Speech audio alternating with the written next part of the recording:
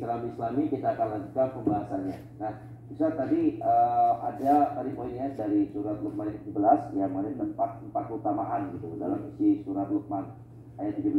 Nah, kalau di dalam surat Luqman yang ayat 18 nih, Ustaz, ada nggak tambahan lagi buat kita khususnya buat anak-anak? Insyaallah, iya.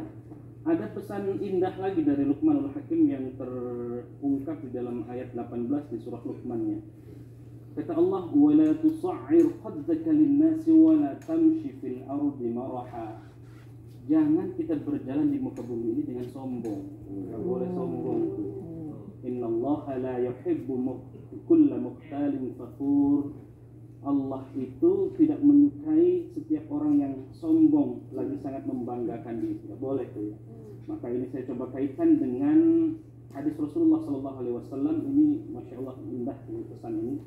La yadkhulun nar man kana fi qalbihi mithqala dzarratin min iman wa la yadkhulul jannah man kana fi qalbihi mithqala dzarratin min kibr. Tidaklah masuk neraka orang yang di dalam hatinya terdapat iman. Maka ajarkan iman kepada anak. Dan wala yadkhulul jannah man kana fi qalbihi mithqala dzarratin min kibr. Jadi kalau ada di hatinya sifat-sifat sombong, angkuh, takabur, maka dia tidak juga masuk surga Allah Subhanahu wa taala.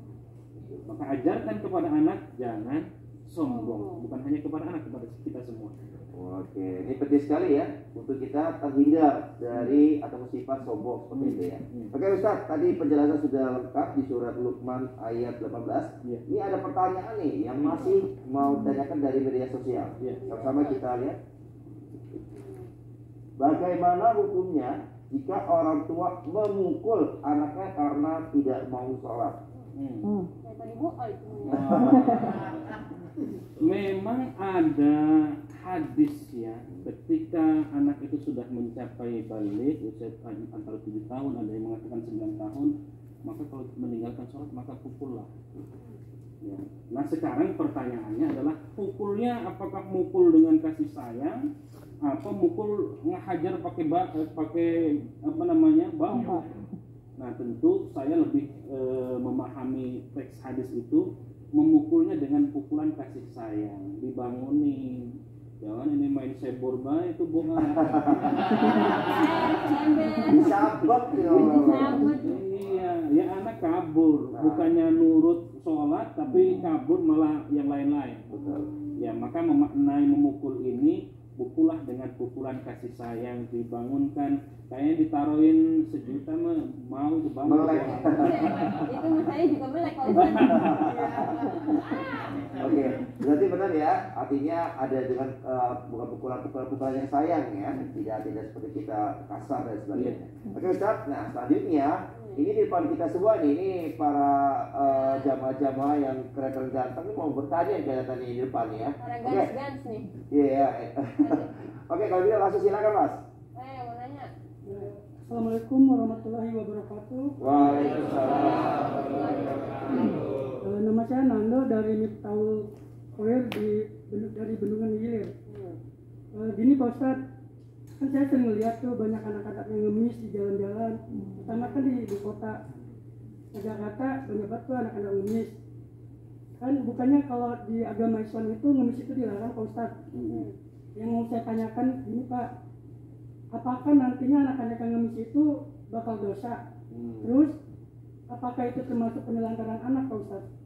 Terima kasih Pak Ustadz. Wabillahi taufiq wal hidayah. Wassalamualaikum warahmatullahi wabarakatuh. Waalaikumsalam.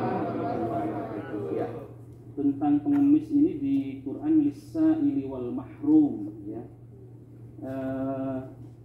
Ada satu juga pandangan bahwa al-yadul ulya khairum minal yadis sufla. Tangan di atas itu jauh lebih baik daripada tangan di bawah. Gimana tuh mempraktekannya Bang Raka? Tangan di atas? Iya, tangan di atas. Oh, Bang Raka ngasih gimana? Ngasih ngambilnya begini kayaknya. Wah, utang Itu menandakan bahwa mengemis itu sangat tidak diperbolehkan dalam agama. Ya. Kalau dalam kondisi tertentu, ya silakan. Nabi pernah memberikan kapak bukan memberikan ikannya tapi berikan kailnya. Diberikan kapak, dia pergi ke hutan lalu kemudian memotong kayu, dibawa kayunya dijual. Jadi ini menandakan bahwa tidak diperkenankan untuk mengemis. Apapun kondisinya, apalagi di Indonesia sudah ada undang-undang semestinya anak-anak terlantar, anak yatim, fakir miskin itu sudah diatur oleh negara. Clear sebenarnya di situ, tapi kadang tidak Saksikan ya. Iya. Banyak Pak Ustaz. Banyak Yang ya, jual Pak. tisu ya. Perasaan di warung 2,5 masa gocap sehat. Itu bukannya ini dia ngelecehin buah. Iya, Ya. bocah badan bocil ya ampun. Iya, aduh. Tapi gini Ustaz, berarti kita juga sebagai orang yang melihat seperti itu, apakah kita juga mau maaf ya, mengemis itu apa kita kasih atau tidak gitu kali Iya, ya? harusnya gimana itu Pak Ustaz? Iya, kita lihat situasi dan kondisi. Kalau saya tentu itu tidak mendidik ya. Kalau mau menyalurkan infak sedekahnya, Jelas, betul. salurkan kepada yang jelas, jiswafnya atau lembaga amil zakat. Iya. Kalau diberikan kepada yang tidak berhak, jadi muncul ada pengemis-pengemis baru. Nah di sinilah letak pendidikannya. Oke. Ini jangan sampai nanti pengemis jadi profesi loh. Hati ya. Walaupun di perempatan jalan itu yang 2000 per 1 menit, Iya. 2000 sampai pagi katanya sampai jutaan. Nah, itu jangan sampai profesi ya. Oke. Nah selanjutnya pertanyaan kedua dari sebelah kanan silakan. Assalamualaikum warahmatullahi wabarakatuh. Waalaikumsalam warahmatullahi wabarakatuh. Nama saya Rudi Kusnawang. Ya. Saya dari Nifal Hoib dari Bendungan Hilir. Ini Pak Ustadz, saya mau nanya, bagaimana cara mendidik anak agar menjadi anak yang penurut? Terima kasih Ustadz. Wassalamualaikum warahmatullahi wabarakatuh. Nah ini bicara soal anak, didikan anak, kayaknya mesti Bu Dokter yang jawab nih. Gimana? Siapa Bu Dokter? Oke, jadi kan kita di sini ingin anak menjadi anak yang penurut. Penurut di sini bukan berarti dia kita katakan yang negatif dia pasti akan ikut, bukan. Biasakan untuk berdiskusi dengan anak. Jadi ada waktu me time kita bersama dengan anak, di mana di situ kita bisa menggali apa sih yang mereka inginkan. Kita biasakan berdiskusi dari kecil. Jadi jangan sampai kita juga memperlakukan anak itu seperti kita diktator. Jadi harus A, harus B, tidak. Anak juga mempunyai pendapat yang harus kita dengarkan. Walaupun belum tentu kita akan lakukan atau kita turuti gitu. Cuman biasakan agar anak tersebut memiliki pendapat dan bisa didiskusikan dengan kita gitu. Kemudian hal yang lain, tanamkan hal-hal positif pada anak. Jadi sampai kita untuk berbicara pun jangan menggunakan kalimat yang negatif. Misalkan, kamu jangan tidur malam-malam ya nak. Kita ubah di situ. Nah, kita tidur pada isya ya, dimana perkembangan otak kita memang akan bergantung ketika kita tidur. Jadi kita ubah mindsetnya. Jadi di sini bukan hanya anak yang berubah, tapi kita sebagai orang tua pun harus berubah secara mendidik anaknya. Oke, berarti ini pagi hari ini Bu, kita banyak belajar nih khususnya nasihat ya buat orang tua bagaimana mengolah kata-kata ini menjadi supaya bisa diterima dengan baik oleh anak-anak. Kalimat positif Pastinya jadinya. seperti itu. Jangan diomel-omelin. Betul. Iya, termasuk gua nih udah mulai belajar nih kata-kata yang positif, kata-kata semangat ya. Iya, udah ada perbedaannya nih. Tapi sebelum itu kita ini dulu nih.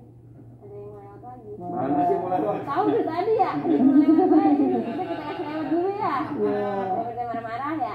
Kita buat pemirsa tetap terus saksikan ya, jangan kemana-mana, tetap tuh pelototin TV-nya ya, dengerin ceramahnya, tetap di Serambi Islami. Mulia.